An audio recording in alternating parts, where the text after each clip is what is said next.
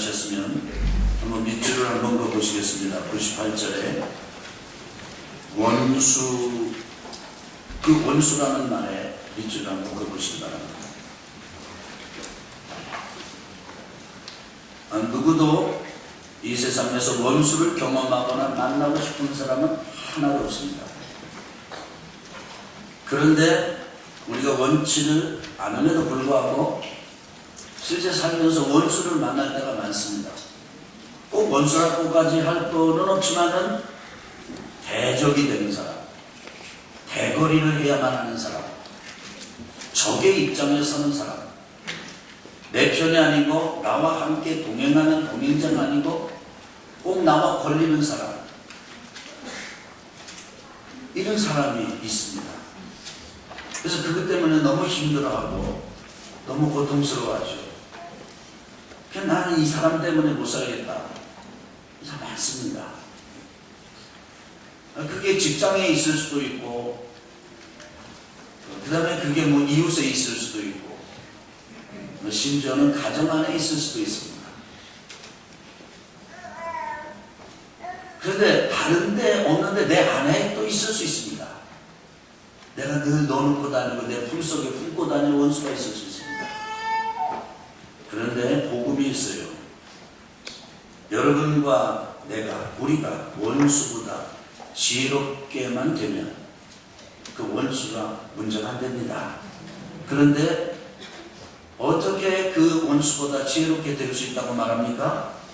주의 계명들이 항상 나와 함께 함으로, 하나님의 법, 하나님의 말씀이 항상 우리와 함께 있게 한다면 여러분과 제가 원수를 능가할 수 있는 지혜를 얻게 된다는 것입니다. 여러분, 그런 경험 안 해보셨습니까? 대화할 때는 그 사람한테 말빨이 딸려가지고 졌어요.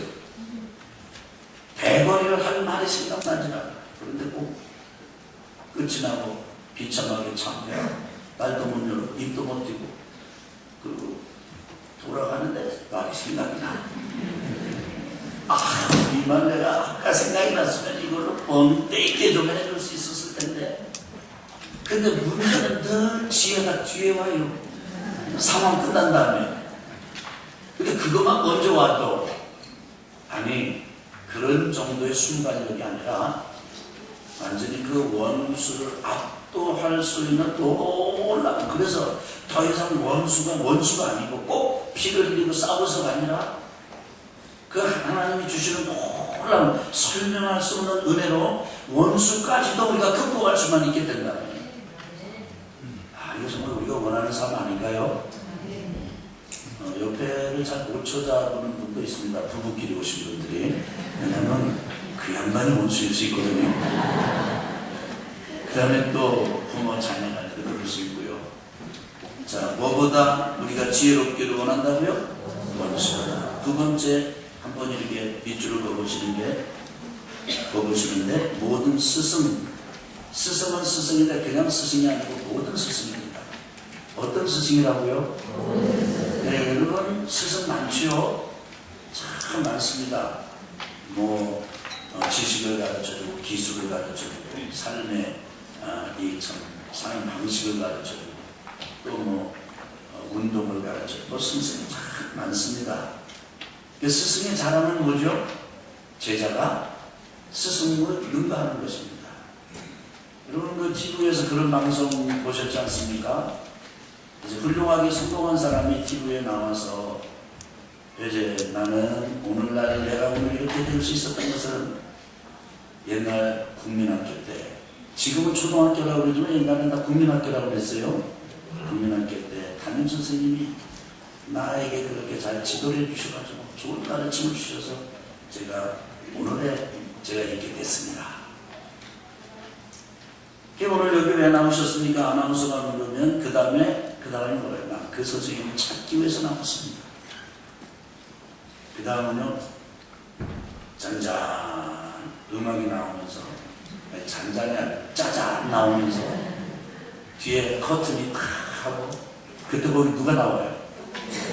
선생님이 나와줘야 되잖아요. 그 다음에 선생님이 그러니까 이 사람은 출세하고 참 풍채나 외모나 모든 게 다 아주 기름이 줄줄 흐르는데 매력이 좀 아주 넘쳐고 뭐 당당한데 나오는 선생님을 보니까 일단 연세가 드셨어요.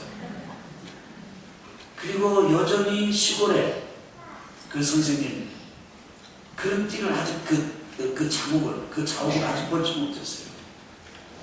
몸 호리호리하고 주름이 잡히고 그렇지만 하얀 일을 내놓으면서 와서 그 제자가 와서 선생님 하고 하면 그 제자의 품에 안겨가지고 그 커져버린 제자의 등을 두둑거리는 그 스승이 있지 않습니까? 그 스승의 기쁨은 뭐죠? 제자가 자기를 능가하는 거예요. 그런데 그 능가할 수 있는 길이 있다. 모든 스승을 능가할 수 있는 명철이 있을 수 있는데 그 뭐냐면 뭐라는 거예요? 주의 증거들을 늘 읊조리는 것입니다. 주의 말씀을 늘 읊조리면 입에서 떠나지 않게 하면은 모든 스승을 능가할 수 있는 명철이 온다는 거예요. 여러분 좋은 고등학교 좋은 대학이 스승을 능가한다 그게 아니에요. 여러분 세 번째 한번 밑줄을 그어보시는데 노인의 밑줄 한번 그어보시기 바랍니다. 100절 노인은 근데 이렇게 이야기를 합니다. 한 노인이 돌아가시면 이 사람이 표현했는데 뭐라고 표현했냐면 백과사전 한 권이 사라졌다 이렇게 얘기를 합니다. 여러분 노인은 그야말로 지혜와 삶의 아주 이 정보의 집합체입니다. 80년 후, 90년 후, 70년, 60년 그 노인들의 그 출중한 경험에서 나온 그 삶에 대한 통찰 이것은 누구도 잘하셨습니다. 여러분도 그러셨겠지만 저도 개인적으로 인생이 중요한 것 많은 것들을 그 연세가 지긋하신 그런 노인 어른들에게 배웠습니다. 그런데 그 노인보다도 명철함에 뛰어나올 수 있다는 거예요. 대단한 거 아니겠습니까? 어떻게? 주의 법도들을 지킴으로. 근데 여러분 원수하고 스승하고 노인까지 합쳐버리면 어떻게 될까요? 이 세상에서 무적의 지혜고 무적의 명철입니다. 그런데 그 이 땅의 모든 것을 합쳐놓은 것보다도 더한 지혜와 명철을 얻을 수 있는 길이 있는데 주의 법을 사랑하고 주의 법을 종이 작은 소리로 읊조리고 그 주의 계명들이 항상 함께하도록 하고 그리고 그것으로 인해서 경험한 간증들 증거들을 늘 읊조리고 그리고 그 법도를 지키면 그렇게 된다는 거예요. 한마디로 주의 법, 하나님의 말씀, 성경을 묵상하면 그렇게 된다는 것입니다. 자, 제가 여러분에게 부정을 통해서 그 정의를 좀 같이 나누려고 하는데 묵상은 성경 공부가 아니다. 이 공부의 특징은 뭡니까? 짧은 시간에 많은 양의 정보를 습득하는 것이 공부의 목적이고 의도입니다. 근데 묵상은 성경을 짧은 시간에 많이 읽고 성경에 대한 정보를 지식을 많이 갖는 데 목적을 두지 않습니다. 그렇기 때문에 묵상은 성경을 많이 읽는 다독이나 그리고 빨리 읽는 속독이 아닙니다. 오히려 성경 한 권을 선택을 하고 그 성경 한 권을 또막또막 우리가 당근을 통째로 하나 먹는 게 아니라 잘라서 먹듯이 배추도 통째로 먹는 게 아니라 잘라서 먹듯이 무도 통째로 먹는 게 아니라 잘라서 먹듯이 통째로 들고 먹어도 한 입 그렇게 먹잖아요. 그렇게 하듯이 성경 한 권을 선택을 하고 그리고 그 한 도막씩 아주 깊이 이렇게 먹는 것, 이런 것을 우리가 묵상이라고 할 것입니다. 이런 점에서 묵상은 성경을 공부하고 성경을 읽어서 교훈을 찾아내는 게 아니에요. 여러분 오해하지 마십시오. 성경을 묵상하다 보면 기가 막힌 교훈이 올라옵니다. 그런데 묵상의 목적 자체가 교훈을 찾는 데 있지 않습니다. 여러분 교훈은 주는 데가 참 많습니다. 여러분 꼭 굳이 기독교가 아니고 교회가 아니라도 타 종교의 경전을 읽고 보더라도 거기에도 엄청난 삶의 지혜가 있습니다. 그리고 교훈이 있습니다. 그런 점에서 여러분과 제가 뭐 교훈을 찾으려 간다면 굳이 교훈만을 찾으러 간다면 굳이 성경만을 팔 이유가 있겠습니까?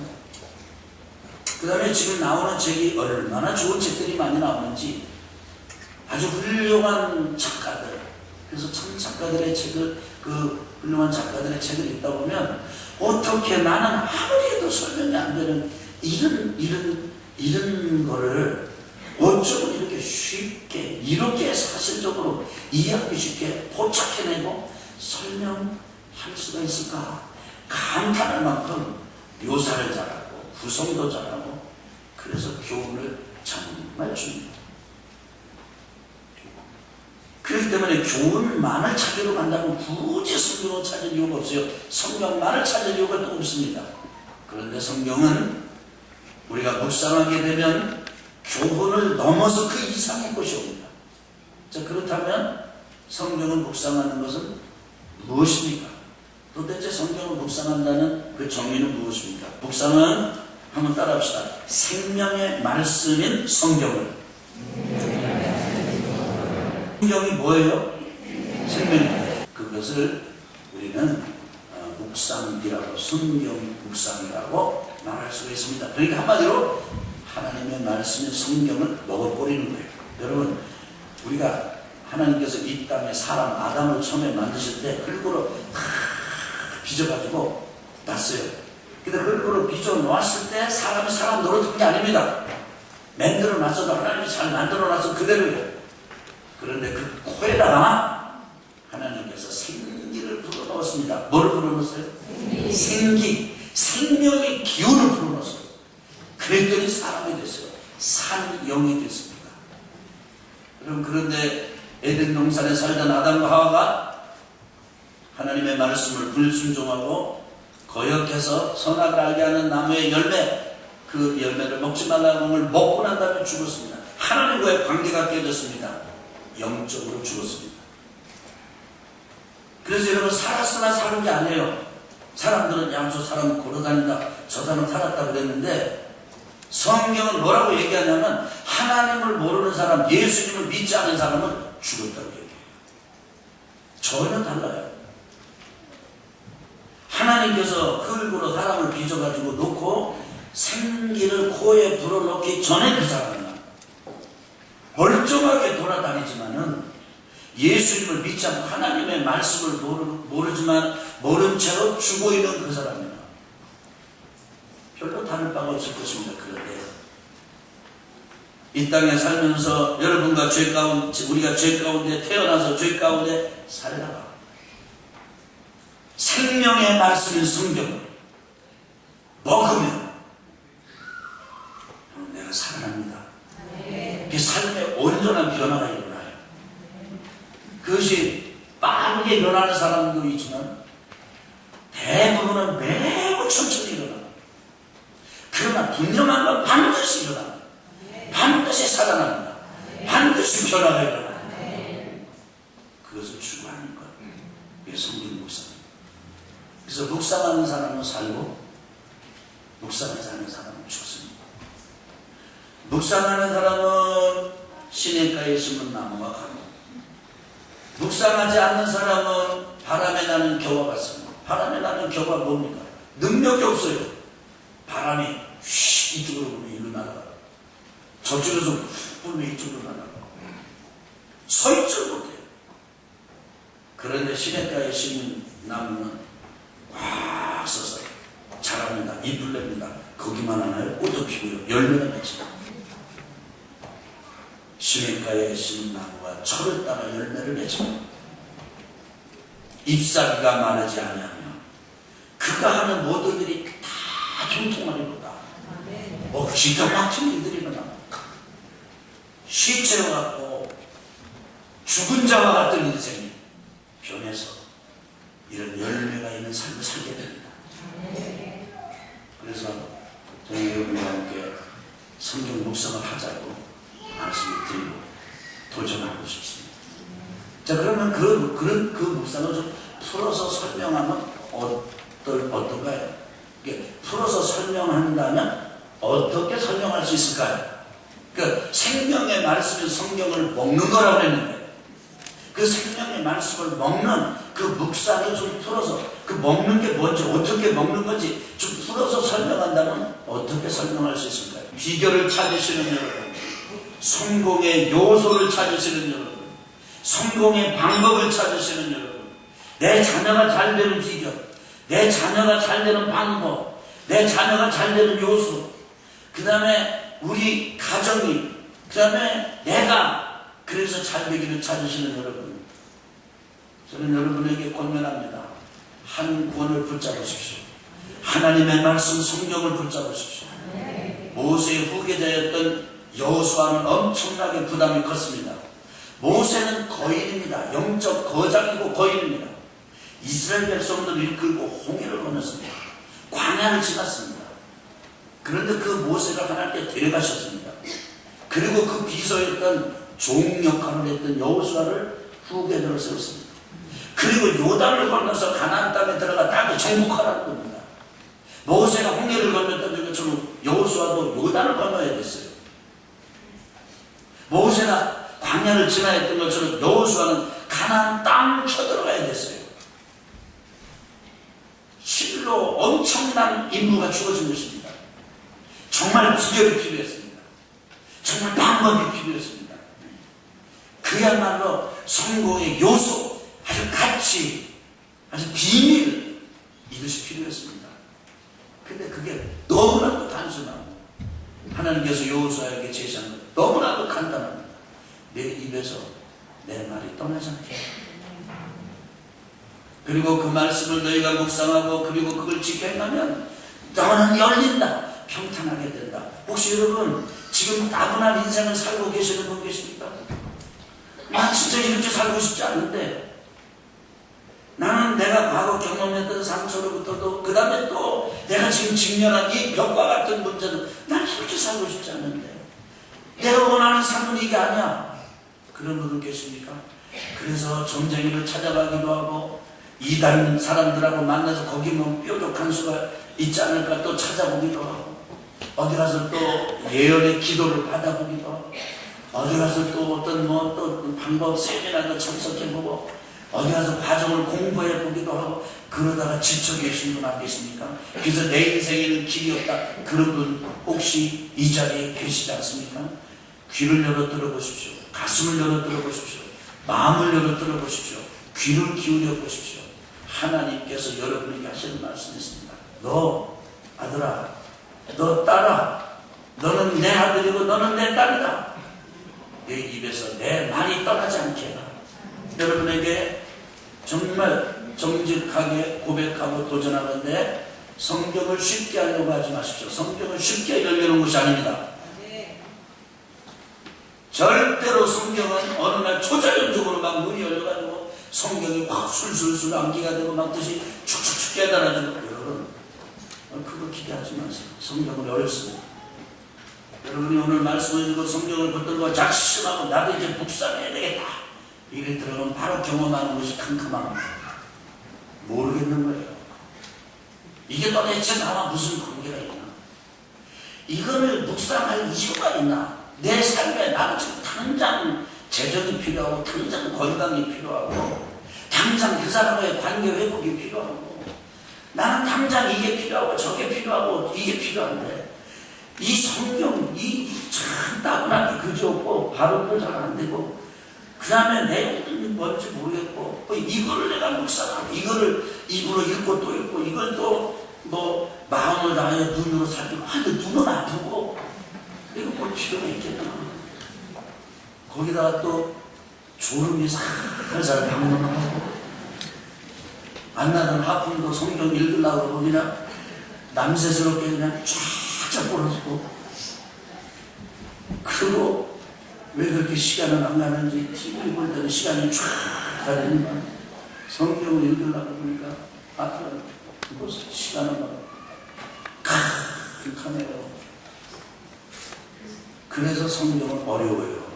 여러분, 그래서 성경 묵상을 못하겠다는 사람들 많습니다. 당연합니다. 왜냐하면 여러분은 동굴 안에 들어간 것과 같기 때문에. 여러분, 동굴 안에 들어가셔가지고는 옆에 누구한테 물어보려고 하지 마세요. 물어봐도 그 사람도 캄캄해지거든요. 그 사람이 나랑 똑같아요. 그때는 그 동굴 안에 가만히 일단 머물러야 합니다. 그 동굴 안에 그냥 모르더라도 캄캄해더라도 그냥 있어야 돼요. 읽고 또 읽으면서 그 말씀을 그냥 읽는 거예요. 그 말씀과 함께 있으면 됩니다. 그럼 참 이상한 거는요, 사도 베드로가 정말 기가 막히게 설명을 했습니다. 이 하나님의 말씀 확실한 예언이 마치 어두운데 비치는 등불과 같다. 그래서 내가 그 말씀을 붙들고 그 말씀과 함께 있게 되면은 캄캄한 마음이 바뀌어가지고 새벽에 떠오르는 빛이 올라오는 새벽이 오는 것처럼 깨달음에 이 성경 진리의 말씀을 아는 빛이 조금씩 비추고 있어요. 여러분, 그러면 그때서야 비로소 캄캄함에 변해서 빛이 되고 알게 되고 보입니다. 아, 보이는구나. 사도 베드로가 그렇게 설명했습니다.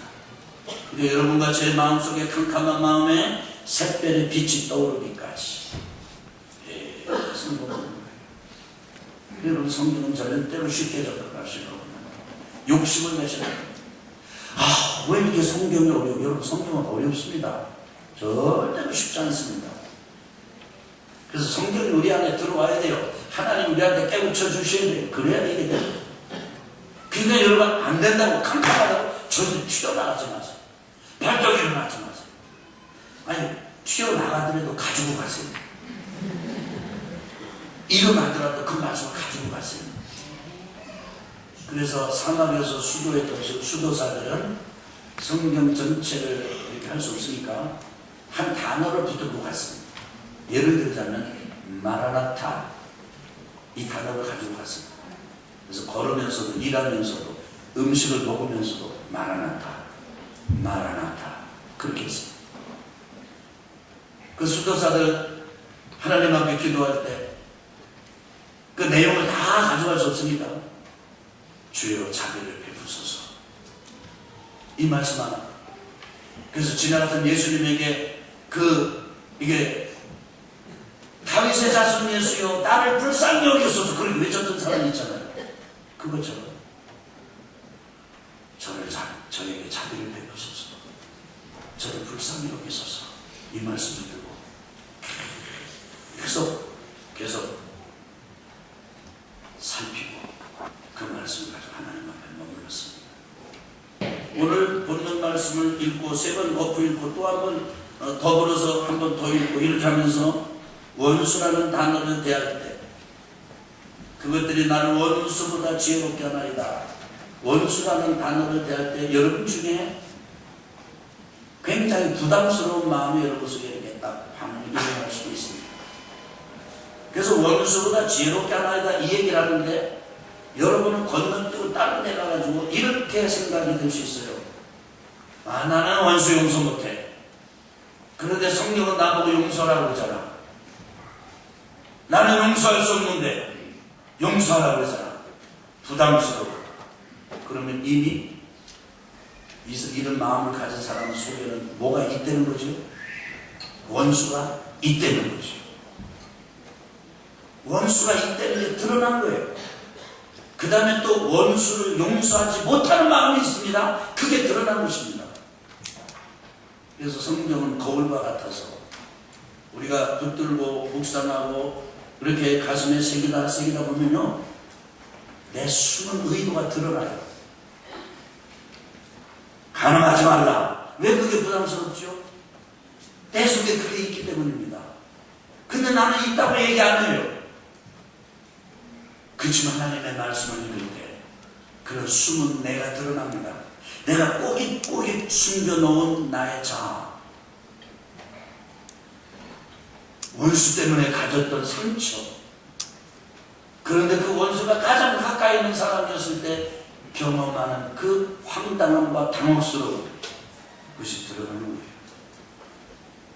그래서 하나님의 말씀은 살았고 운동력이 좌우에 어떤 날선 돈보다도 예리하여 영과 관절과 골수를 찢어 쪼개기까지 한다고 히브리서 4장 12절에 말씀하지 않으셨습니까? 하나님의 말씀은 여러분과 제가 가슴 깊이 품고 읊조리고 또 되새기면요,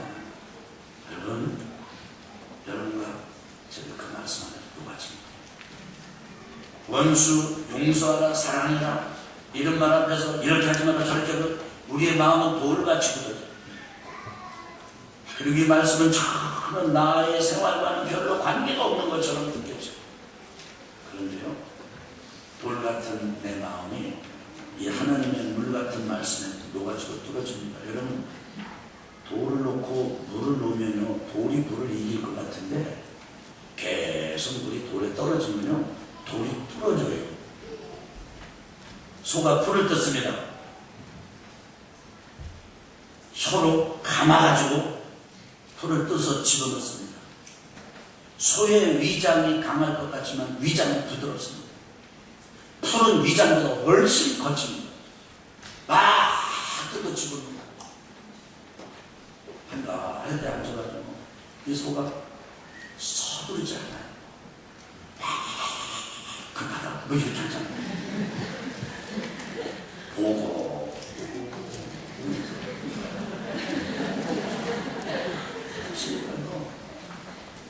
그래가지고 좀 되면은 또 침도 속에서 넣어가지고 또 집어넣어. 그래 또 틈나면 또 꺼내. 여러분, 하나님의 말씀은 우리 기억의 저장고에 그렇게 넣어놨다가 틈날 때, 운전할 때 혼자 운전하잖아요. 그러면 야, 주의 계명들이 항상 나와 함께하므로 그것들이 나를 원수보다 지혜롭게 하느라 그 사람보다 내가 지혜로울 수 있는 길이 있다. 뭐 이렇게 계속 꺼내고 새기고 새깁니다. 그렇기 때문에요, 여러분, 풀이 위장을 이기는 게 아니라 위장이 풀을 이겨요. 그래서 이 딱딱한 거친 풀이 소의 살이 되고 뼈가 되고 골수가 돼가지고 풀을 먹은 소가 아주 기름지게 아주 튼튼해집니다. 돌과 같은 마음이 변해가지고 그 경험이 오히려 그 상처와 아픔 때문에 오히려 우리의 영혼이 더 살이 찌는 거예요. 그래서 우리는 여러분과 저는 무견실에 있는 것 같은 삶이 아니고 세균 덩어리가 있는 곳에 살지만은 그런 걸 통해서 오히려 우리가 더 강해지는 것처럼 이 땅에서 어떤 것을 경험하더라도 하나님의 말씀을 묵상하는 것 중에서 왜 내 심령을 녹이고 그 다음에 그 사건들을 녹여가면 회복이 일어나면 그것은 그 사건이 없었던 것보다 있었던 게 오히려 더 유익하게 되는 그런 은혜가 일어납니다. 이렇게 마음은 가슴에 깊이 품고 읊조리고 되새기고 그러다 보면요, 괜찮은 일이 생겨요. 이야, 내가 이것 때문에 아프긴 했지만 이것 때문에 내가 컸구나. 내가 이것 때문에 강해졌구나. 그리고 이것을 넘어서 내가 올라갈 수가 있겠구나. 그래서 옛날 참 하나님의 은혜를 구하던 사람들은 이걸 뭐라고 그랬냐면요, 한번 따라합시다. 하나님 나라에 사닥다리가 있는데 사닥다리를 타고 올라가는 거죠. 그래서 하나님의 말씀을 내가 입으로 읽고 마음을 다해 눈으로 살피고 가슴 깊이 품고 읊조리고 되새기고 되새기다 보면요, 내가 한 단계로 올라가는 거예요. 두 단계로 올라가고 세 단계로 올라가. 그래서 마치 그 사닥다리가 하늘로 연결돼가지고 천사가 오르락 내리락 하는 것처럼, 그래서 그 위에 하나님이 계시는 것을 보았던 것처럼, 여러분과 제가 말씀을 묵상하고 내 것은 하나님께로 올라가고 하나님 것은 내게로 내려와서 내가 마치 하나님과 함께 있어서 그 하나님 옆에 있는 친구가 하는 말을 듣듯이 하나님의 마음을 알아가는 그 순간이 옵니다. 그래서 그때 하는 고백이, 나는 지금까지 맨날 누가 은혜 받았다더라 은혜 받았더라 나도 듣기만 했는데 이래서 그랬던 거군요. 이게 그거군요. 이제 내가 마치 눈으로 보는 것처럼 하나님의 은혜를 경험합니다. 이렇게 된다는 거예요. 그래서 지금 성경을 읽어보지도 않았고 또 읽지도 않고 그 읽는 일에 흥미가 없고 관심도 없고, 그렇지만 오늘 말씀을 듣고 보니까 야, 너 원수보다 괜찮아질 수 있어? 스승을 능가할 수 있어? 오, 이게 노인보다 괜찮아져? 그럼 한번 해봐야 되겠는걸? 그래서 그런 분들이 계시다면 여러분이 교회를 처음 나왔다고 생각합니다. 여러분이 지금 성경을 아무것도 모른다고 생각하고, 이제 여러분에게, 그런 분에게 한 가지 알려드릴 것은 주일 설교를 처음 시작하는 분들이에요. 첫째, 주일 설교를 참조하면서 본문 말씀을 읽고 또 읽으십시오. 오늘 여러분 제가 설명을 드렸습니다. 말씀을 드렸습니다. 제가 전한 말씀을 여러분이 들으시면서 생각하시면서 시편 119편 97절에서부터 100절까지를 여러분이 계속 읽고 또 읽어보는 거예요. 그리고 그 중에 여러분의 마음에 와닿는 구절이 있다면 그 구절을 여러분이 한번 품어보세요. 그리고 그것을 여러분의 마음 깊이 품고 기억에 저장고에 넣어보세요. 그 단어가 원수라는 단어 하나라도 염려하지 마십시오. 원수를 넣었다 꺼냈다 해보세요. 스승이라는 말이라는 그것도 넣었다 꺼냈다 해보세요. 노인이라는 것도 넣었다 꺼냈다 그걸 해보세요. 여러분, 바로 되는 건 아니지만, 금방 기대만큼 되는 건 아니지만,